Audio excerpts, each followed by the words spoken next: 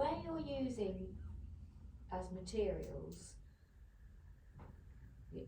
earth, mud, anything like that, not necessarily the shale or stones or anything, but as a paint in a way. Yes. Are you experimenting as you go, or have you, through sort of experience, worked out what will hold its colour or what will hold on the paper, or do you just try as you go and that is part of the effect? Well, that's a very good question. So all the sketchbooks are full of juice and sap and blackberries and various things and grass cuttings and stuff, which all fade, and I know them to be fugitive.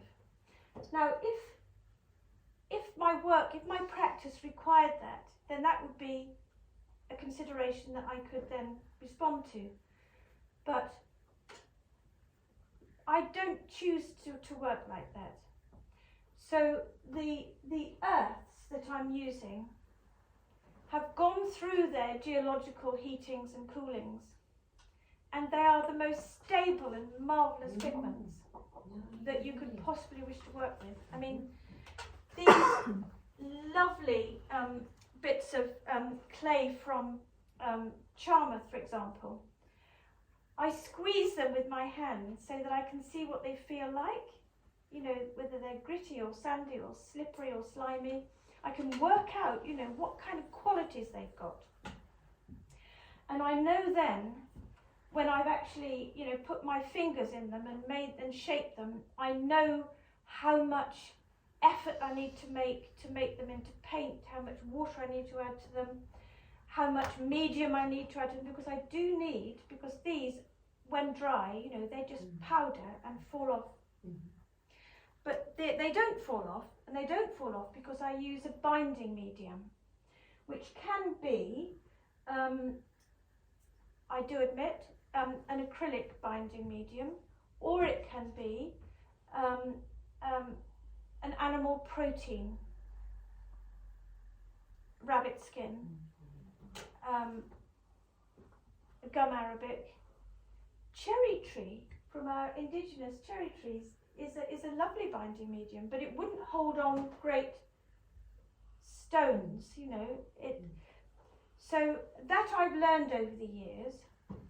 I've learned how to traditionally use gesso with a materials historian who taught me how to use it if I was going to make, say, an icon.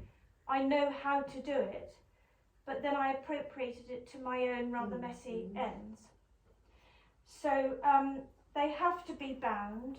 They are deliciously permanent, and they are all unique to their particular place, and they require handling in different ways. And how I find out is I do these little place palettes. So whenever I go anywhere, I begin to work. I've got hundreds of these. I make little sort of marks, and I collect things and I try out things, so that when I start painting, I know the palette that I've got available to me.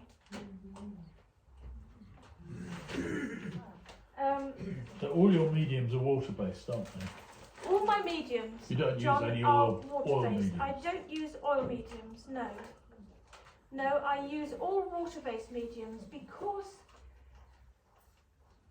I want to embrace the weather, the temperature. I want things to run off the page if it starts raining, you know, or freeze if it starts freezing. That's another little place palette.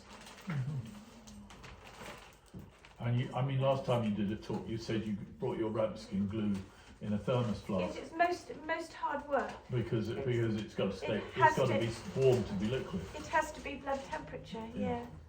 Which is a bit of a business and not great for a landscape painter. So you use But I quite do a lot of use- acrylic medium. I in do, that case, yeah. I mean, the earth colours are going to be sound and not changing, whereas, as you say, all plant-based colours are fugitive. Yes, they are. Although some do tend to last longer than others. Yes. And rosemary has been known to last 2,000 years or, Yes. or several months. Well, Yes. you can't really tell. That's right, but in my sketchbooks that's fine, you know, because on the whole they're shut. And anyway, sketchbooks are sketchbooks, aren't they? And they're places of adventure and exploration, and it doesn't matter if it all falls off or fades.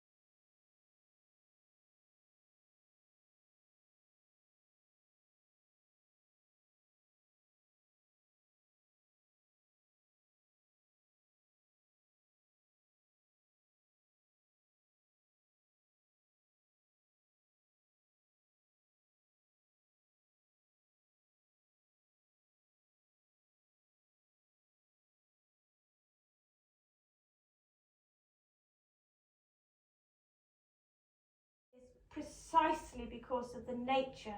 So I am called to be observant and to be accurate.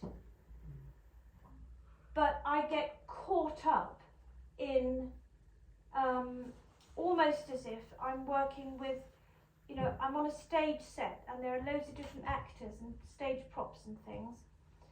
And I'm in the middle of it, you know, I'm in relationship with it, I'm in conversation with it, I'm a guest.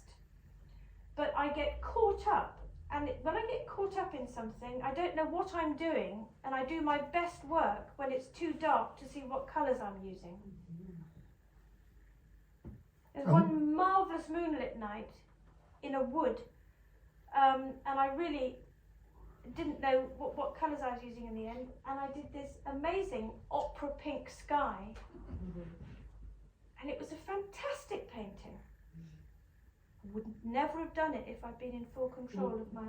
But that's when the painting is making demands on you. Yes, it's lovely. And it's got its own life. Yes, exactly. Yes, that's a marvellous moment, isn't it? You know, when you begin something and then it begins. Then there's another person involved because there's you and a bit of paper, and at some point, it becomes alive. And it starts to require things of me. And it's another player. It's magic. But that's bloody difficult when you're returning with a work that hasn't been resolved properly for the second time to get into that again. No, I just can't wait to get into it. I love it. You can find that more or less straight away. I can get right back into it. Yeah, it's just something that I want to do. And how do you know when you're finished? That's a good question. I don't necessarily know when I'm finished. Sometimes. Can you overwork something? Yeah, I ruin things lots. Yeah.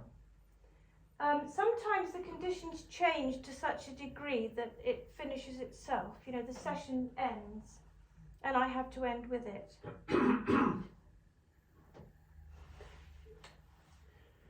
Going back to the magic moment. Yeah. Do you feel you're like a channel, and just it's sort of pouring through you? I lose myself.